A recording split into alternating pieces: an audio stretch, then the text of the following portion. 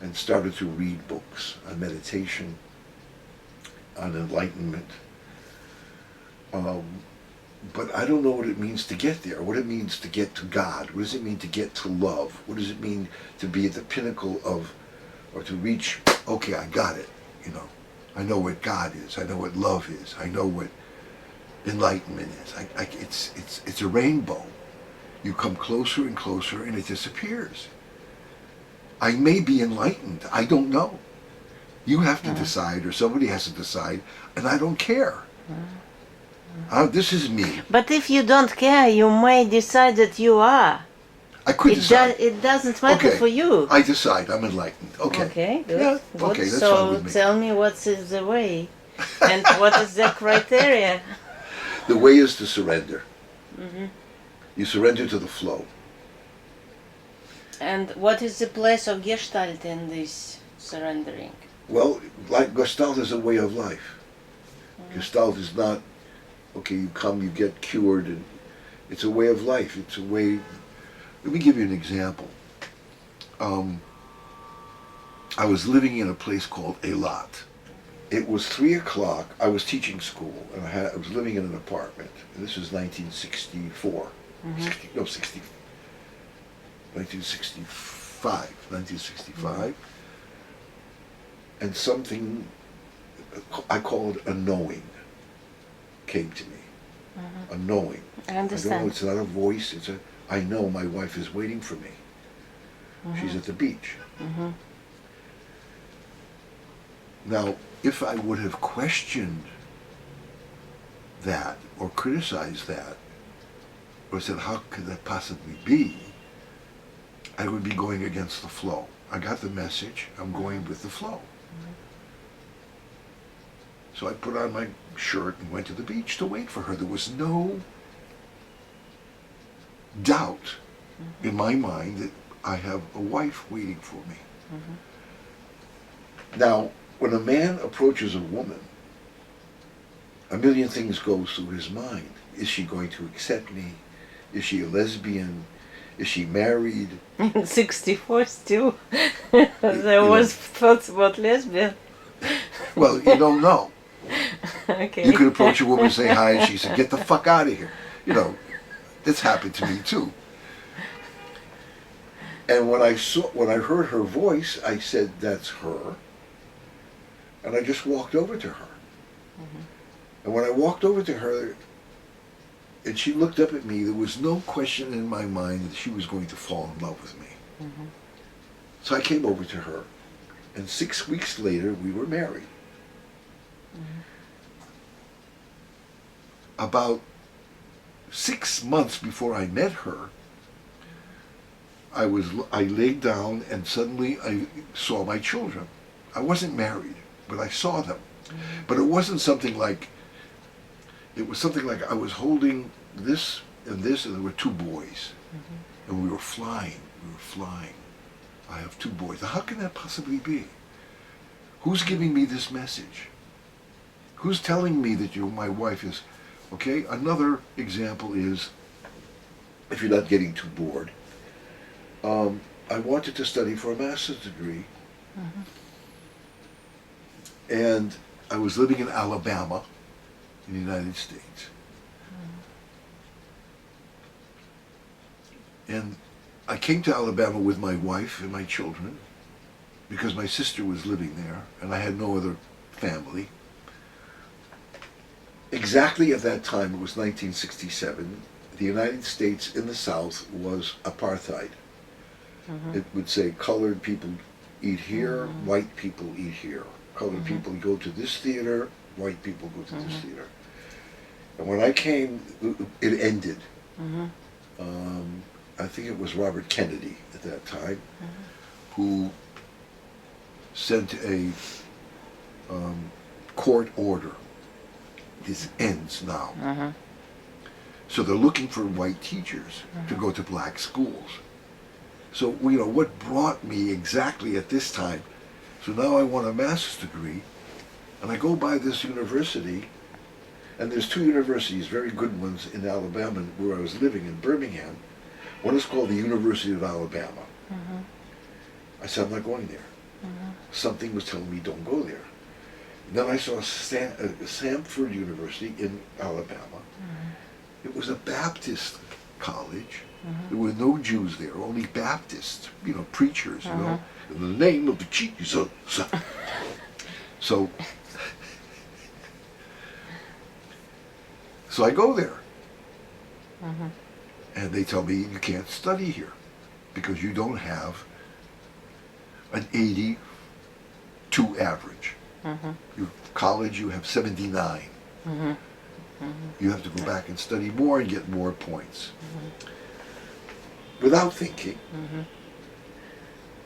I'm in the knowing. I know I'm going to study here. I know.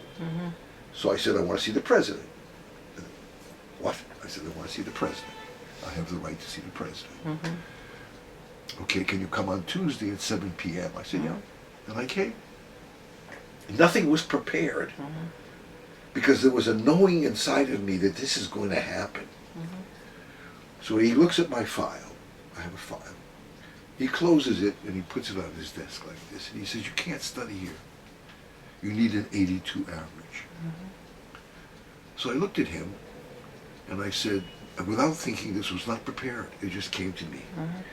If Jesus Christ were sitting where you are now, would he accept me?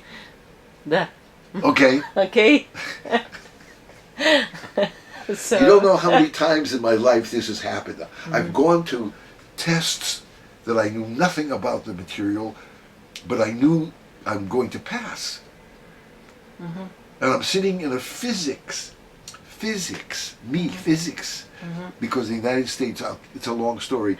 In order to get my teacher's certificate, I had to study physics. I know nothing about it. I'm getting a headache. I can't sleep at night. But I go to the test anyway, because I know I'm going to pass. I suddenly look over at this young man, blonde, with a toothpick in his mouth. He's going with a toothpick. Very handsome. And there were about 150 people in the class. I said, excuse me. He says, what? I said, are you a Christian? He said, yeah. I said, I understand that Christians are supposed to help.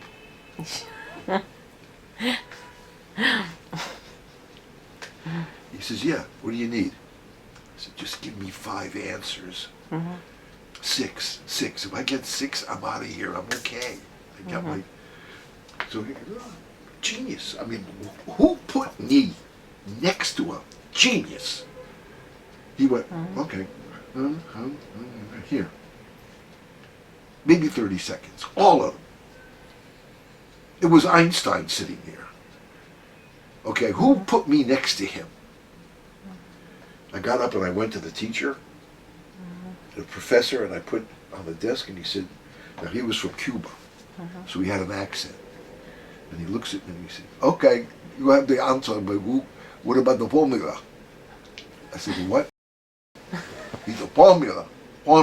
F-O-R, yeah. You're trying to say formula. I never understood him. Anyway, I go back and I said, excuse me, yeah, what? Can you give me the formulas? Yeah, no problem. 30 seconds, 1 minute. How did I know I was going to pass? How did I know that the force, God, Jesus, Buddha, I don't know who it is, put me next to a genius? Because I knew that I was going to pass that. That's my path. It was my path. And if enlightenment is being on the path, it's called Tao. You're on the path. You just listen to not the voices in your head. This is noise. You listen, you find out it feels right, it feels wrong, you're scared. And I wanted to become a performer. And it scares the shit out of me. I have to make, so I get an image. And I see a motorcycle. The image was a motorcycle. But the motorcycle wasn't moving. The motorcycle was boom, warming up. Boom, boom, don't go yet. Do it very small. Warm up your engine. I'll get you ready. I'll get you ready.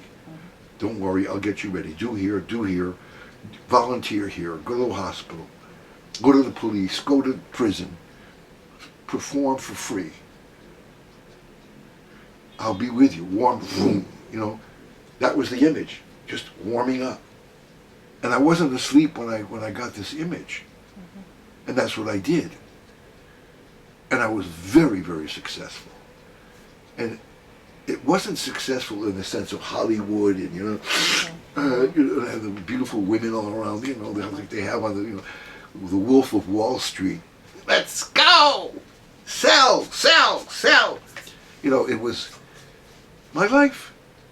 I get to come home every night. If I go to America, which they offered me, I would be flying to Cincinnati, and then you fly to Miami, and then and I don't see my family, and I'm in airports. Okay, I'm making a bunch of money, but I'm in air. That doesn't feel good. What feels good is I take my car, I go and I perform, I get in my car, come home, sleep in the same bed with my wife. So when I say surrender and going with the flow and knowing what's the difference between the noise in your head and the power of the flow and the messages that you get, like your message to come here, you don't accept it. Why? I accept it. I'm here. Yeah, but you decided. No. I don't think so. But that's us. Okay. I love you the way you are.